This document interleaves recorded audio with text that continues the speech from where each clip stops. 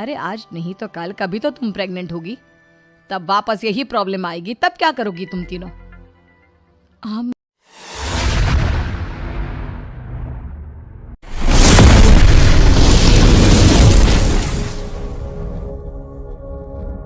तीन दामाद की सास पार्ट 2। अब तक आपने सुना कि कावेरी जी अपनी तीनों बेटियों ईशा, मोहिनी और सुहाना की शादी 3 घर जमाई लड़कों के साथ करवा देती है। उन्हें लगता है कि ये लड़के शायद घर का कामकाज संभाल लेंगे, लेकिन उनके तीनों घर जमाई बहुत आलसी थे। वो नौकरी भी नहीं करते थे और बाहर का काम भी नहीं। कावेरी जी ने अपनी बेटियों से कहा कि वो प्रेगनेंसी का बहाना बनाकर अपने पतियों को सबक सिखाए। अब सुनिए आगे। मम्मी, आपने जैसा कहा था हमने वैसा ही किया, लेकिन देखिए ना, विवेक का हाल तो वैसा का वैसा ही है। घर में ना सुबह का नाश्ता बनता है और ना खाना। नौकरी पर जाने की बात करूं तो खाने को दौड़ते हैं मुझे। हाँ मम्मी, मैंने भी सुमित को कितनी बार कहा कि अगर नौकरी नहीं करनी तो कोई छोटी सी दुकान ही खोल लो, घर का खर्चा कैसे चलेगा। देखो दोपहर के 12 बजने आए और जनाब अभी तक सो रहे हैं। हाँ मम्मी, ईशा और सुहाना ठीक कहती हैं। अविनाश का भी यही हाल है।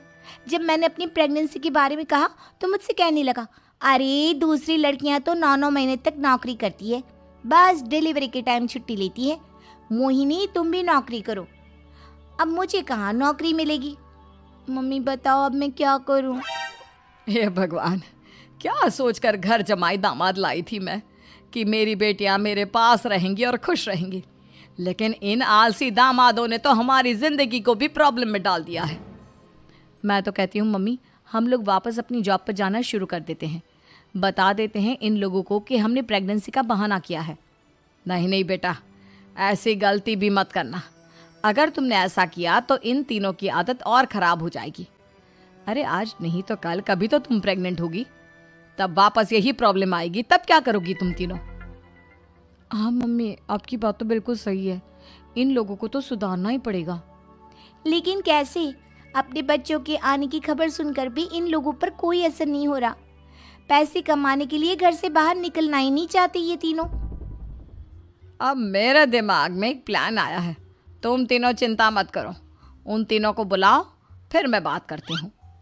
थोड़ी देर बाद कावेरी जी अपने तीनों दामादों को सामने बुलाकर अपनी बात कहना शुरू करती हैं। अविनाश, सुमित और विवेक, देखो बेटा, मैं ना तुम तीनों से बड़ा प्यार करती हूँ, इसीलिए तो तुम्हें घर जमाई बना कर रखा है मैंने। अरे मम्मी जी, सीधे सीधे कहिए ना, क्या बात है? प्यार तो हम भी आपको बहुत करते हैं। अरे मम्मी जी, आपकी इज्जत भी बहुत करते हैं। अरे भाई, आपके जैसी सास और कमाने वाली बीवी सबको मिलती है क्या? हाँ मम्मी, विवेक और सुमित ठीक कह रहे हैं। आपकी बेटी से शादी करके मेरी तो ज़िंदगी ही अच्छी हो गई है। जानती हूँ मैं, और ये भी जानती हूँ कि तुम तीनों अपने अपनी बीवियों से बहुत प्यार करते हो। बेटा, बात ऐसी है कि हमारे कुल गुरु ने कहा है कि प्रेग्नेंट होने के बाद मेरी तीनों बेटियां शुरू के 4 महीने हमारे गांव में जाकर रहेगी, जहां मेरे चाचा जी रहते हैं। अरे लेकिन क्यों मम्मी, गांव में जाकर रहने की क्या ज़रूरत है इन तीनों को? वो क्या है ना बेटा, हमारे परिवार को एक श्राप है। अगर मेरी बेटियों ने यहाँ पर बच्चा पैदा करने की कोशिश की तो उनके बच्चों को कुछ भी हो सकता है। इसलिए अब से लेकर 4 महीने पूरे होने तक इन्हें गांव वाले घर में रहना पड़ेगा। हाँ तो इसमें प्रॉब्लम क्या है मम्मी जी? हम भी वहाँ जाकर रहेंगे, पिकनिक मनाएंगे। अरे भाई, बीवी जहाँ हम भी वहाँ। हाँ यार, आइडिया तो बहुत अच्छा है। शहर की ज़िंदगी में रह रहकर परेशान हो चुके हैं, अब कुछ दिन गांव में बिताएंगे। तुम लोग समझने की कोशिश क्यों नहीं करते? तुम में से कोई भी वहाँ नहीं जा सकता, और मैं यहाँ रहूँगी ना तुम तीनों के साथ। 4 महीने की तो बात है, उसके बाद ये तीनों ही लौट कर आ जाएंगी। ठीक है मम्मी जी, अब हमारे बच्चों का सवाल है तो ये तो करना ही पड़ेगा। कावेरी अपनी तीनों बेटियों को कुछ दिन के लिए घर से बाहर कहीं दूसरे शहर में रहने के लिए भेज देती है। कुछ दिनों के बाद, अरे मम्मी जी, बहुत दिन से पिज्ज़ा नहीं खाया, मंगवाइए ना। क्या बताऊं बेटा, पहले तो बेटियां खर्चा दे देती थी क्योंकि उनकी नौकरी थी, लेकिन अब तो मेरे पास पैसे ही नहीं बचे। थोड़े बहुत पैसे हैं जो बच्चों की डिलीवरी में काम आएंगे। लेकिन मम्मी जी, आपकी बेटियों को वापस आने में तो अभी बहुत वक्त बाकी है। वही सोच सोच कर परेशान हो रही हूँ। सोच रही हूँ कल से दूध भी बंद करवा देती हूँ। अब दूध वाले को देने के लिए पैसे भी तो नहीं है ना।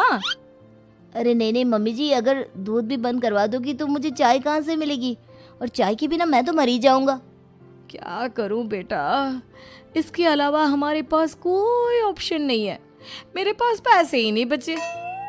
इस तरह कावेरी जी धीरे धीरे अपने तीनों दामादों को पैसे देना बंद कर देती हैं और घर में खाने पीने की चीजें लाना भी बंद कर देती है। अब वो तीनों बुरी तरह से परेशान होने लगे थे और इसलिए एक दिन तीनों प्लान करके घर से बाहर निकलते हैं और बाजार में जाने के बाद यार अच्छा खाना खाए हुए कितने दिन हो गए, पता नहीं कब अच्छा खाना मिलेगा। हमारी बीवियों के जाने के बाद तो हमारी हालत भिखारियों जैसी हो गई है यार। कुछ भी हो, मुझे तो आज पिज्ज़ा खाना ही खाना है। जेब में 1 रुपया नहीं और पिज्जा खाएगा, कहाँ से आएंगे पैसे? अरे देख वहाँ सामने बोर्ड पर क्या लिखा हुआ है, कंप्यूटर पर काम करने के लिए एक आदमी की आवश्यकता है। भाई मैं तो जा रहा हूँ, काम करूँगा और शाम तक पैसे लाकर आराम से पिज्ज़ा खाऊंगा। जा जा, तुझे कोई काम नहीं देने वाला, हम तो घर जा रहे हैं। चल भाई सुमित। सुमित और अविनाश वहाँ से चले जाते हैं और विवेक उस कंप्यूटर शॉप पर सारा दिन काम करके 5,000 रुपये कमा कर घर लौट कर आता है और अपने खाने के लिए अच्छी अच्छी चीज़ें भी लेकर आता है। ये देखकर विवेक और सुमित के दिल में भी कुछ पैसे कमाने की इच्छा जागती है। अरे सुबह सुबह कहाँ चल दिए तुम? मम्मी जी एक बहुत अच्छी जगह मिली है, कंप्यूटर पर काम करने के 5,000 मिले थे कल मुझे। अगर रोज़ काम करूँगा तो पूरे 40,000 की तनख्वाह। अरे वाह, ये तो बहुत अच्छी बात है दामाद जी, आपको जाना ही चाहिए। सुमित और अविनाश विवेक को इस तरह तरक्की करते देखकर परेशान हो जाते हैं और वो दोनों भी काम की तलाश में निकल पड़ते हैं। धीरे धीरे उन दोनों को भी काम मिल जाता है। अब कावेरी के तीनों दामाद छोटी मोटी नौकरी करके अच्छा पैसा कमाने लगे थे। एक दिन कावेरी उन्हें अपने पास बुलाती है। अरे वाह, विवेक 40,000 कमा लेता है, अविनाश 60,000 और सुमित तुम भी 40,000 के आसपास कमा ही लेते हो। कुल मिलाकर तुम अच्छे खासे पैसे कमा रहे हो बेटा। हाँ मम्मी जी, बहुत मज़ा आता है जब महीने के एंड में मोटी रकम हाथ में आती है। पूछिए मत मम्मी जी, घर में रहकर रोटी बना बना कर और तो जैसा महसूस होने लगा था मुझे तो। हाँ बेटा, तुम तीनों की बात तो बिल्कुल ठीक है। और जानते हो, अब तुम तीनों की पत्नियां भी वापस लौट कर आने वाली है। लेकिन मम्मी जी अभी तो उन्हें गए सिर्फ 2 महीने हुए हैं, आपने तो कहा था वो 4 महीने के बाद लौट कर आएंगी। ऐसा कुछ नहीं है बेटा, मैं सिर्फ तुम तीनों को सबक सिखाना चाहती थी कि आदमी घर में बैठकर बीवी की कमाई खाता हुआ अच्छा नहीं लगता।